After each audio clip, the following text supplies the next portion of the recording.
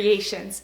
If you're new to my channel and you're stopping by for the first time, thank you for stopping by. Welcome to my channel. Stick around a while by clicking that red button for more crafting on a budget, more everything on a budget videos to come. And if you click it again when the bell appears, YouTube should notify you every time I'm uploading a new video, depending on the option you choose in the drop-down menu of the bell. If you're interested in following me on social media, you can find those links in the description box below. So what do I have in store for you for today? Today I am bringing to you such a stinking cute DIY using this little gingerbread man. And even though he's damaged, I worked around it and I came up with something so cute. I think you're gonna love this. This is a budget-friendly DIY and it's not gonna cost you much to do it. So let's not waste any more time and let me show you just how cute this DIY turned out using this gingerbread man wall decor plaque. So like I said earlier, this was the only gingerbread man. There are pieces missing, there's damage to him, but that's okay because I knew that I was gonna remove these wooden pieces anyway. They come off fairly easy with a metal putty knife. They kind of pop right off. I am gonna remove the buttons too. If you don't have extra buttons in your stash, you're gonna wanna be gentle and try and get these off in their entirety. The first one came off perfectly. The second one wasn't so lucky, not so much. It crumbled, but that's okay because I have a pretty good stash of buttons that I'll use anyway. Once I've got all the pieces off, I am gonna go in with a piece of sandpaper and just sand down the areas where I removed the wood pieces, because there is a bit of wood left, there is some glue, and so I just wanna have this as smooth as possible. To bring this little fella to life, I'm gonna start off with his bow tie and I'm gonna put some Mod Podge covering his bow tie only, because I'm gonna be covering it with this red and white Christmas gingham fabric that I got from Walmart. This is by Waverly and the fat quarter was 97 cents. Once I've got the fabric in place, I'm gonna place a second coat of Mod Podge over the top of the fabric because again, this really helps adhere it to the plaque and it stiffens up the fabric. If you followed me for a while, you know that I have a theme for my Christmas DIYs this year and it is that country quilted Christmas. So I will be incorporating a lot of fabric into my DIYs this Christmas season.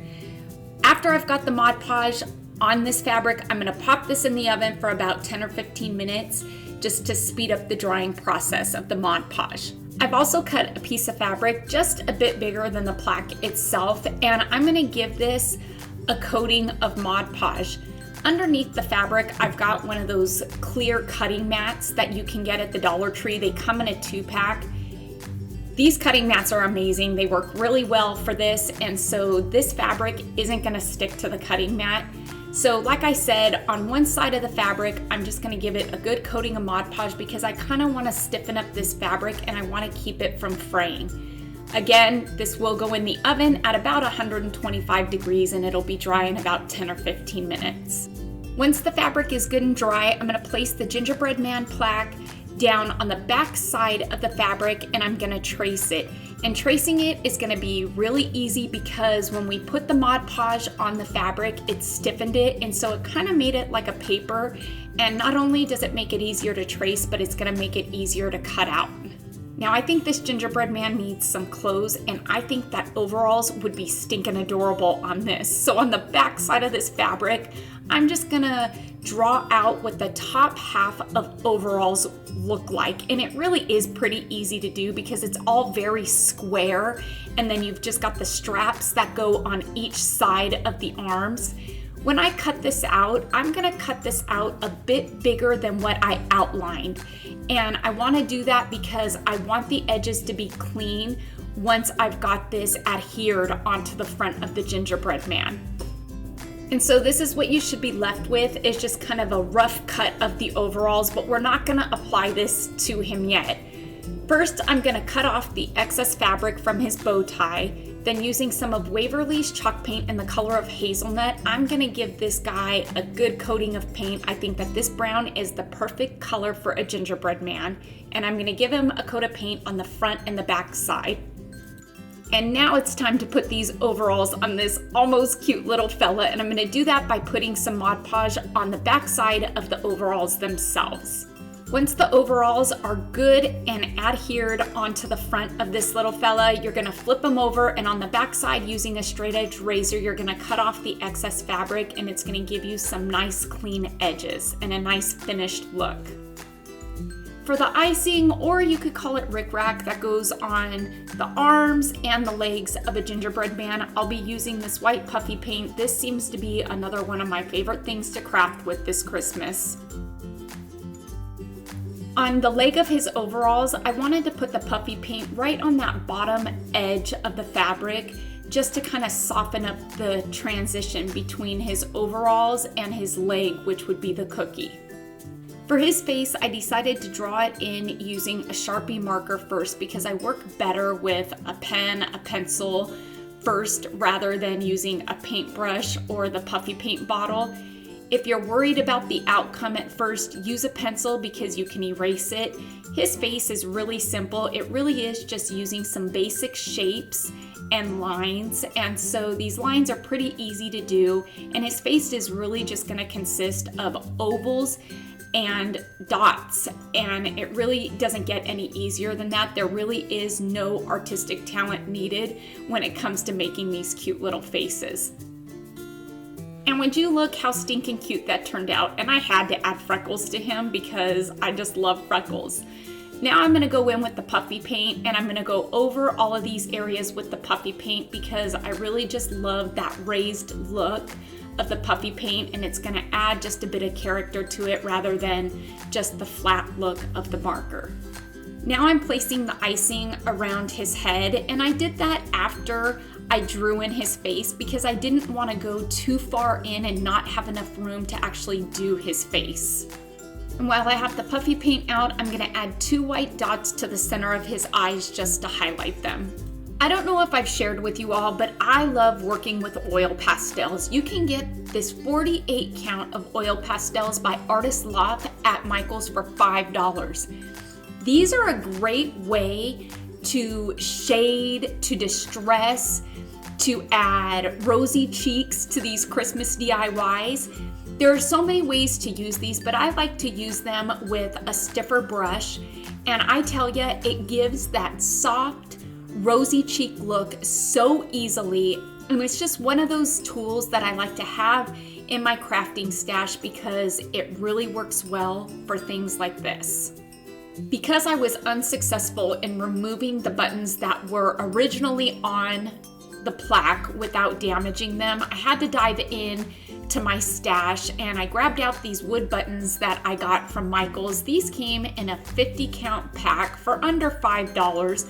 What I like about these is that you can paint them to suit whatever DIY it is that you're working on, and it cuts down on what you need in your stash because you can make these to suit any DIY. And so I pulled out 3 of them, and I am painting them with this Apple Barrel Apple Red paint. I had originally used the white puffy paint for the center of his bow tie and just really didn't like it because the white was just too white, too stark. So I decided since I had the red paint out that I would try that, and I like it a lot better. For this next part of the DIY, which is the last part of it, so stick with me because this is so stinking cute, I will be using one of these rectangular wood plaques that I got from the Dollar Tree in their new section. If your Dollar Tree doesn't carry these, you can get these at Hobby Lobby, Michael's, Joann's, even Walmart for $1. Using a combination of the Waverly's hazelnut and ivory paint, I wanted to lighten up that hazelnut just a bit. I'm gonna give this plaque a good coating of paint on the front and back side. I kind of wanted to give this plaque that framed look, and so I took my ruler and just put lines about 1/4 of an inch to 1/2 an inch from the outside edges of the plaque all the way around, and I'm gonna go in with my Apple Barrel Burnt Umber Brown, which is a nice deep dark brown, and I'm gonna fill in this area, just giving this a nice framed look. To soften up the edges just a bit where the dark brown and the lighter brown meet, I'm gonna go in with the dark brown oil pastel and a harder brush, and I'm gonna give it that clouded shaded look right along that edge there. Like I said before, I feel like using an oil pastel with a brush like this is such an easy way to get that soft clouded look. I feel like it's a lot easier than doing it with a paint, even using a dry brushed technique. I just love the look that an oil pastel gives when you use it the way I'm using it. Look at how cool that looks. Using that oil pastel just gives it that burnt aged look, and it really softens it up, and I just love the way it looks. I want this sign to say cookies 5 cents. And so to get it evenly spaced, I'm gonna start off with the middle letter of cookies, which is K, and I'm gonna place that in the center. And that way it makes it so much easier. You don't have to use a ruler to measure out every letter. You can use a ruler just to make sure your word is straight if you want. And so I'm gonna start off by using a pencil, so if I make any mistakes, I can erase it. Then it makes it easier to trace back over it using the black puffy paint. I honestly was not going for perfection when it came to writing each of these letters, because I feel like the more imperfect it is, the more perfect it is, if that makes any sense. Then I took some of the fabric that I had left over and I cut uneven strips because I was not worried about it being even, and I hot glued them to the corners of each side of the back of the plaque. Then I just simply cut it in half on the top just so I could tie a knot, because I just love the way that looks. I thought it'd be super cute to actually have the gingerbread man hanging from the sign, so I added 2 more strips to the bottom of the sign and hot glued it to the back of his arms. When I flipped it over, I wasn't completely happy with it, so I decided to go ahead and cut these strips in half and tie them in a knot too. Once I did that, I was super happy with it, and that was the finishing touch that this DIY needed. I am so loving the way this little fella looks, but I gotta tell ya, I think he's a bit too clean, because gingerbread men are typically running away because they don't want to be eaten. And so I decided to go back in with my brown pastel and just kind of scuff up his knees a bit, give him some dirt marks, and honestly, that was definitely the finishing touch that this DIY needed. I think that it added so much character to him, and I just love the look of it. I know I've said it before, but I'm gonna say it again. I am loving these wood decor plaques that the Dollar Tree is now carrying. There is endless possibilities when decorating these. You can really get creative.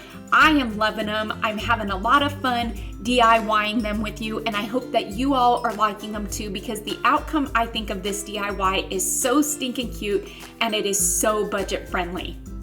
How stinking cute did this little man turn out? I am loving this piece, and I am so excited to be bringing to you more DIYs using these wood wall decor plaques. I tell you, the next one that I'm bringing to you, I am so excited about. I will be using Santa, a tree, and the snowman, and this is one that you are not gonna wanna miss. They are all in one DIY, and I love the outcome of this next DIY that I'm bringing to you. I hope you all enjoyed today's Gingerman DIY. If you did, make sure to give this video a thumbs up, and let's get this video to, you guessed it, 5,000 likes, because like I always say, each and every one of your thumbs up and those comments that you leave in the comments down below, they really do help my channel to grow, and it helps YouTube to notice me just a bit more. Until next time, everybody, I hope you have a fantastic day. Happy crafting on a budget, of course, and bye for now.